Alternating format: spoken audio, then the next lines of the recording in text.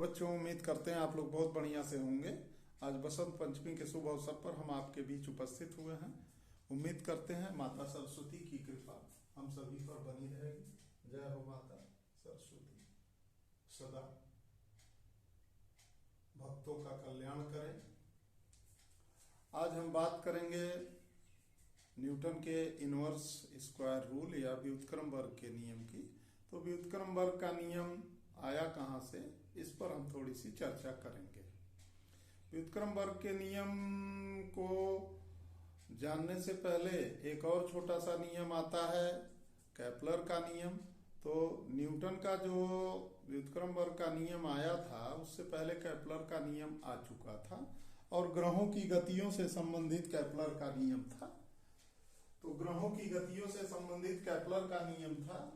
तो हमारा आज मेन टॉपिक है व्युत्क्रम वर्ग का नियम। तो थोड़ी सी चर्चा ग्रहों के गतियों से संबंधित जो केपलर का नियम था उस पर कर लेते हैं। तो केपलर के नियम में हमको ये बताया गया था, केपलर ने 3 नियम दिए थे। पहला नियम क्या था? पहला नियम ये था कि सभी ग्रह जो हैं सूर्य के चारों ओर एक दीर्घ वृत्ताकार कक्षा में घूमते हैं। तो पहला नियम क्या था? सभी ग्रह चारों ओर सूर्य के एक दीर्घ वृत्ताकार कक्षा में घूमते हैं। और दूसरा नियम ये था कि ग्रहों की क्षेत्रीय चाल नियत होती है। क्षेत्रीय चाल किसी टॉपिक पे किसी और दिन हम आपको क्षेत्रीय चाल को समझा देंगे। फिलहाल हमारा न्यूटन का टॉपिक है तो हम इसको लेके चल रहे हैं। तीसरा जो नियम आया था, तीसरे नियम में ये कहा गया था कि जो परिक्रमण काल होगा, यानी कोई ग्रह मान लीजिए सूर्य के चारों ओर घूम रहा है तो एक चक्कर लगाने में जो भी समय लगेगा, तो समय का जो वर्ग होगा, परिक्रमण काल का जो वर्ग होगा, वो प्रोपोर्शनल होगा दूरी के घन से। यानी ग्रह से जो दूरी होगी उसका अगर घन कर देंगे और ये हो जाएगा परिक्रमण काल का हम अगर वर्ग कर लेंगे तो इन दोनों का अनुपात जो होगा ये प्रोपोर्शनल होगा। अब इसी आधार पर न्यूटन ने अपना व्युत्क्रम वर्ग का नियम खोजने का प्रयास किया। तो न्यूटन ने पहला ये संशोधन कर दिया कि ग्रह जो हैं, मान लीजिए सभी ग्रह तो नहीं लेकिन कुछ ग्रह वृत्ताकार कक्षा में भी घूमते हैं। तो वृत्ताकार कक्षा में घूमते हैं, तो वृत्ताकार कक्षा में अगर कोई भी पिंड, आपको बताया गया है, अगर कोई भी पिंड वृत्ताकार कक्षा में घूम रहा है तो वृत्ताकार कक्षा में घूमने के लिए उसे अभिकेंद्र बल की आवश्यकता होगी। तो वो अभिकेंद्र बल कहां से आएगा ये तो बाद में अभी चर्चा हो जाएगी। फिलहाल अभिकेंद्र बल के लिए सूत्र हो जाएगा F=mv²/r या F प्रोपोर्शनल v²/r। ये कुछ इस तरीके का एक रिलेशन बन जाता है। अब अगर हम केपलर के नियम की प्रयोग करें तो केपलर के नियम से, जो तीसरा वाला नियम था, तो केपलर के नियम से अगर हम देखें तो v² proportional to t² proportional to r³, या इसको ऐसे भी लिख सकते हैं t²/r³ इक्वल टू कांस्टेंट। ये केपलर के थर्ड रूल से निकलेगा। एक चीज आपको ये भी मालूम है, अगर मान लीजिए कोई भी पिंड वृत्ताकार कक्षा में घूम रहा है, इस तरीके से अगर वृत्ताकार कक्षा में घूम रहा है तो इसका वेग अगर यहाँ पे v है, ये दूरी r हो गई, एक चक्कर घूमने में लिया गया समय t हो गया, तो t इक्वल टू हो जाता है 2πr/t। t इक्वल टू हो जाता है 2πr/v। यानी ये समय हो गया और ये दूरी हो गई, एक चक्कर में चली गई दूरी, और ये हो गया उसका वेग। अगर इसको हम स्क्वायर के रूप में करें तो स्क्वायर के रूप में हो जाएगा t² इक्वल टू 4π², ये r²/v², या यहां से ले सकते हैं t² प्रोपोर्शनल टू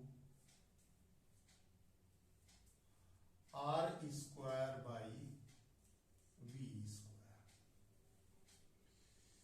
ये आपका एक रिलेशन हो गया। या यहां से ये बना सकते हैं t²/r² प्रोपोर्शनल टू 1/v²। अब यहां पे ये देखें, एक है t²/r³ इक्वल टू कांस्टेंट, और यहां पे आ रहा है t²/r² is proportional to v²। अब यहां से आप चाहें तो r का ऊपर नीचे अगर आप गुणा कर दें तो ये हो जाएगा, r का इसमें गुणा करें ऊपर नीचे, या नीचे ही कर दें तो दोनों तरफ कर दें तो t², नीचे r का गुणा करेंगे तो ये r³ हो जाएगा, और प्रोपोर्शनल 1/r इंटू v²।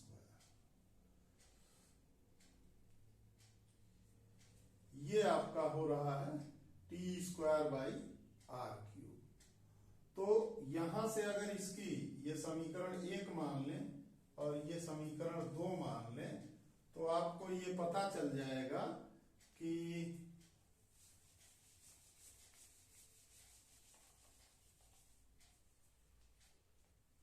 ये t²/r³ कांस्टेंट है, तो 1/r into v² is also constant. इन दोनों समीकरणों की तुलना करेंगे। अब यहां पे चाहें तो यहां v² है तो v², अगर ये v² 1/v²r कांस्टेंट है तो v² इंटू r भी ये कांस्टेंट होगा। और यहां पे आपको v² मिल रहा है तो f प्रोपोर्शनल टू v²/r हो रहा है, तो r का चाहे ऊपर नीचे गुणा कर लें तो ये v²r हो जाएगा। तो f प्रोपोर्शनल आपका हो जाएगा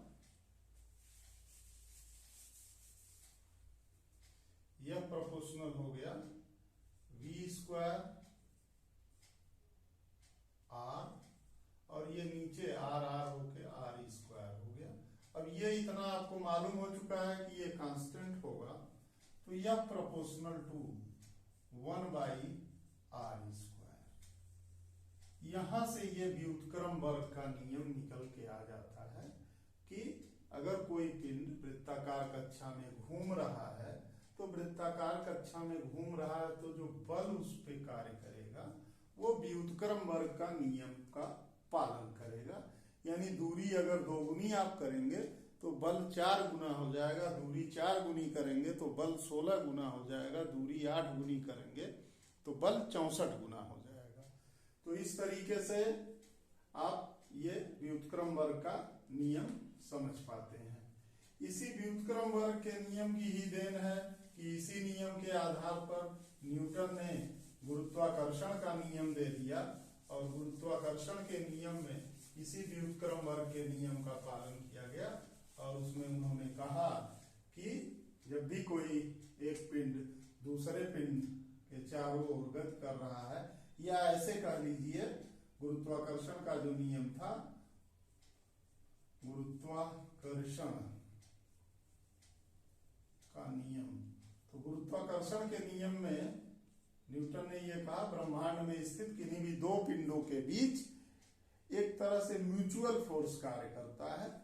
यानी मान लीजिए एक पिंड ये है, ये हमारी अर्थ है, ये हमारी ये मून है, मान लीजिए पृथ्वी हो गई, ये चंद्रमा हो गया, इसका वेट हो गया आपका 6 × 10⁻24 kg, और ये हो गया आपका 7.2 × 10⁻22 kg। ये मून का वेट हो गया, ये हमारी पृथ्वी का। इसके बीच में दूरी जो होती है वो 3,84,000 किलोमीटर, 3,84,000 किलोमीटर। तो इकाई, दहाई, सैकड़ा, हजार, 10,000, लाख, ये हो गया इकाई, दहाई, सैकड़ा, हजार, 10,000, लाख। और ये किलोमीटर है तो मीटर में बदलेंगे तो 10⁻³ हो जाएगा।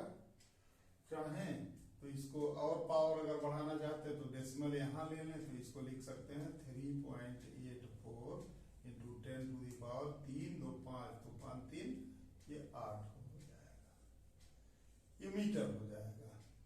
और इस आधार पे इन दोनों के बीच अगर हम बल निकालना चाहते हैं तो लगभग 2 × 10⁻20 न्यूटन का बल लगेगा। यानी इतने बल से चंद्रमा पृथ्वी को अपनी ओर खींचेगा और इतने ही बल से पृथ्वी चंद्रमा को अपनी ओर खींचेगी। इसीलिए न तो पृथ्वी खींच पाएगी चंद्रमा को और न ही चंद्रमा पृथ्वी को खींच पाएगा। तो ये छोटी सी बात थी जो आप लोगों को बतानी थी। पुनः एक बार आप लोगों को बसंत पंचमी की ढेर सारी शुभकामनाएं। जय हिंद।